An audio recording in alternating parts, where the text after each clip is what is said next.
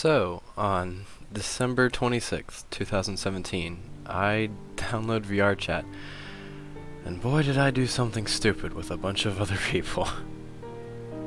Hear me, my brethren, I am back, I have returned. Oh, I fell off the stage. My tiny little legs and I can't jump. Alright. I'll do the countdown. I got this. Alright. Born for this. It's all you. On the count of 3. 1, 2, 3. Beans, the magical fruit. The magical fruit. The more you eat, the more you toot. The more you do. Our national anthem, the nation of bean. Hey, Thank you brother, all. We missed the brother. Hey, thank you. Everybody take a bow, take a bow. Thank you. No one Take a missed bow. everybody. Thank you. We appreciate your service. And yeah, that was my first time playing this game. This stupid, toxic, crazy, whatever you want to call it game. VRChat, yes, it's had Uganda Knuckles, all these memes, everything has been weird about it, but you find some magic in it every now and then, and I find that pretty beautiful. So, in the next few seconds I want to talk to you about some of the best worlds I can think of, some of the coolest people, some of the greatest groups of people I've gotten to see, and maybe you'll learn something about VRChat that you've never heard of before. And it all starts with this song.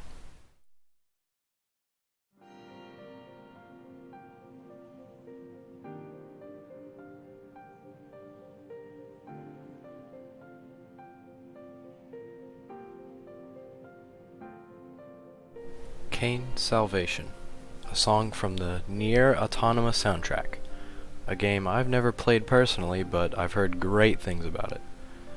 I assume that this is a scene from that game, but since I've never played it, this scene has no meaning to the game for me, but instead has a meaning for VRChat.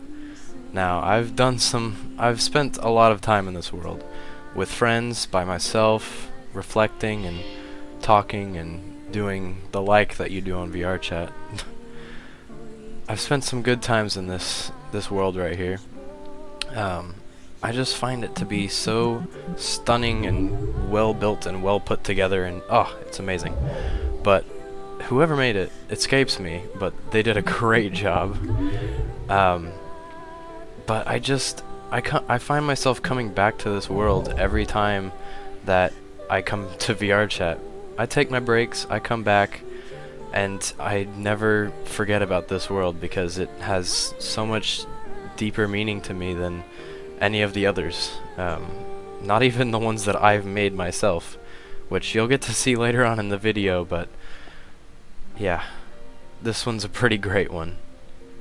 Oh my gosh, I just find it so cool, and I know a lot of people appreciate this one just as much as I do, and good for them, because just look at it.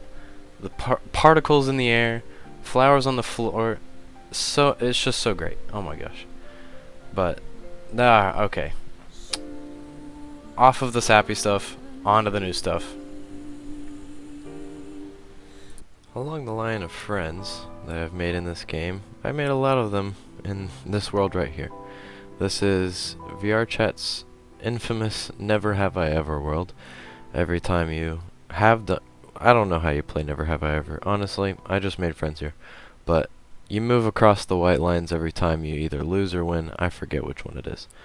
But right there in the middle somewhere, I made two of my best friends on VR.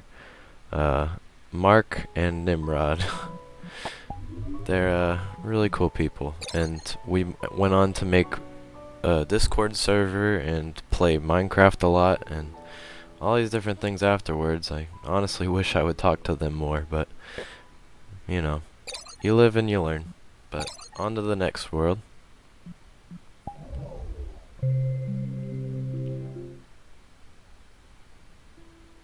This is where oh goodness. This is build your own castle. It is a world where you can, build your own castle. Uh, it stretches out for a while, but this little tool here lets you spawn in walls, and back in the day you used to be able to walk on them, and you can't right now. You can see I'm trying right here, but you can't walk on it, which is a shame because back in the day I had a friend named Trigger Pull, and he would hold the thing like that and make a ramp that would go forever and ever and upwards. And I don't have a fear of heights, but if you have a real VR on and you go up that high and you realize just how tall it is up in the sky, it's pretty nerve-wracking. So I'm glad they either, well, I'm both glad and upset that they took that out, so. But this world has a lot of memories for me, so I keep it near to me. So one night, I come home from work at Taco Bell, and I'm stressed out because I've promised myself at more places than I can be the weekend after, I play this game. And I come to this arcade because my friends are here, but mostly because Nimrod's here, and he gives some pretty good advice. And so I walk up to him and I tell him my story, and he doesn't know what to say. So he just looks at me and looks around, and we stand over here at a mirror that used to be here, but he gives me a motivational speech like no other, but I've, heard it before. And I'll let you hear the speech right here. Let me tell you something you already know. The world ain't all sunshine and rainbows. It's a very mean and nasty place, and I don't care how tough you are, it will beat you to your knees and keep you there permanently if you let it. You, me, or nobody is gonna hit as hard as life. But it ain't about how hard you hit. It's about how hard you can get hit and keep moving forward. How much you can take and keep moving forward. That's how winning is done. Now, if you know what you're worth, now go out and get what you're worth. But you gotta be willing to take the hits and not pointing fingers saying you ain't where you wanna be because of him or her or anybody. Cowards do that, and that ain't you. You're better than that. That moment inspired me, and I'll be remembering that for a long, long time. Now, a bit earlier, I talked about the worlds that I've made, and these are the only 4 that I've made. Only 2 of them are custom, but from the thumbnail on this one, you can tell pink, gray, purple, beans, everything. It's the first one I've made, and now that we're here, you can see that I put the world spawn in the chimney. I put the mirror over on the wall, and that's me. Hello. Those are the avatar pedestals I made, and over here are the 2 best Discord servers I've ever joined. VR Buds, which is home to Nescus, Dragon, Red Snow, Mark, Nimrod, all the great people. And then there's Box Mob, which has Cookie Pop, Dardar, Zaka, myself, Ben, Lunatrish, Facity, Soviets, so many more people. Extra shout out to Box Mob 2, Electric Boogaloo. But behind this wall is my first ever Easter egg that I've ever made. It's a little platform that I made that I used to show very few people because on this very tiny pedestal is my biggest avatar. It went so big, it was very large, and I needed a giant platform to spawn it because I'm not going to turn it into it right now because it's just so big, but it was very broken and you would fall into the void if you didn't. And from the menu right here, you can tell that there are so many worlds in this game.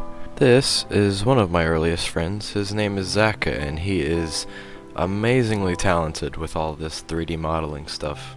He's made so many worlds and just, oh my goodness, so many avatars, and he's just a really cool guy all in all. But we're about to see a little clip of some of the world that he's made. He calls it the Gazer Beam or something, I forget. But here we go. So this is a world that he made by himself, from what I understand, completely custom, and it looks amazing. Oh my goodness, there's so many little details in there and so many little jokes. And then there's this game right here of beer pong, except you play by throwing a tiny skull into these little wooden buckets.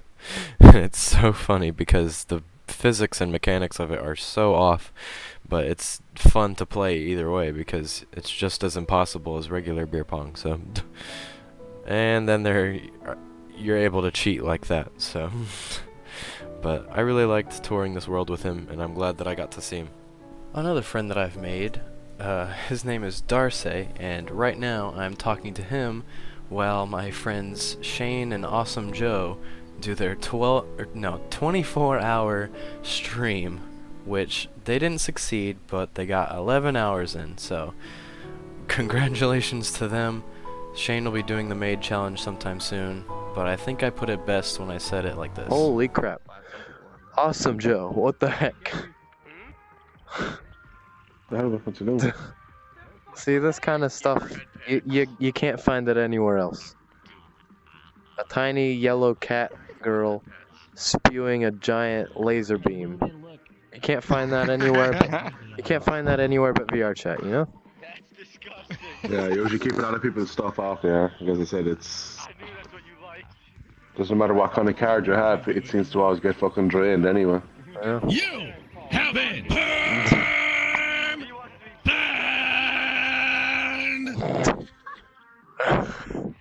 Goodness. And now to wrap things up, we're going to take a look at some of the things behind the scenes that you do in Unity to prepare for all of this stuff, like making worlds and making avatars, but this clip is mostly about making avatars. Here's the background between all of my avatars and all of the work that I've done in preparation to make all these different avatars. There's that invisible one, there's the thumbnails behind it, as you can see, and then there's all of those avatars right at the bottom there. I got my inspiration, as you saw from the beginning of the video, from that tiny can of beans, and I've just stuck with that ever since. And I eventually conformed, and like the rest of the VRChat community, turned it into an anime girl. So these are just a few, and I've come to appreciate this style of making my avatars, and I've just cluttered up the menu with materials and textures and just assets and 3D parts and models and whatever you want to call it. But there's more stuff you can do in Blender, but since I don't have Blender installed on my computer right now, you can't really see it. So this is what you get. This is what you get to see of my avatars as of right now. VR as a whole has inspired me more than pretty much anything else that I can think of. I just feel like I want to share the magic of this virtual world with the world, like the actual world. So that's why I made this video, and that's why I've decided I want my career choice after college to be VR development. And there's a long road ahead of me, but I know I can do it.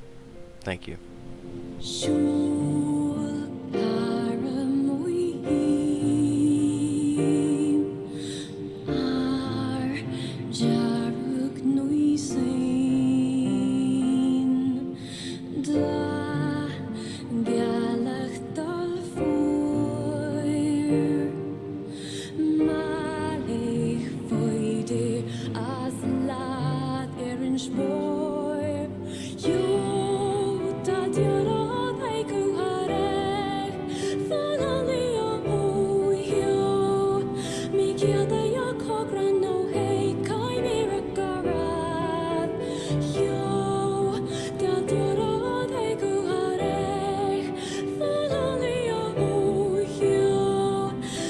Quieta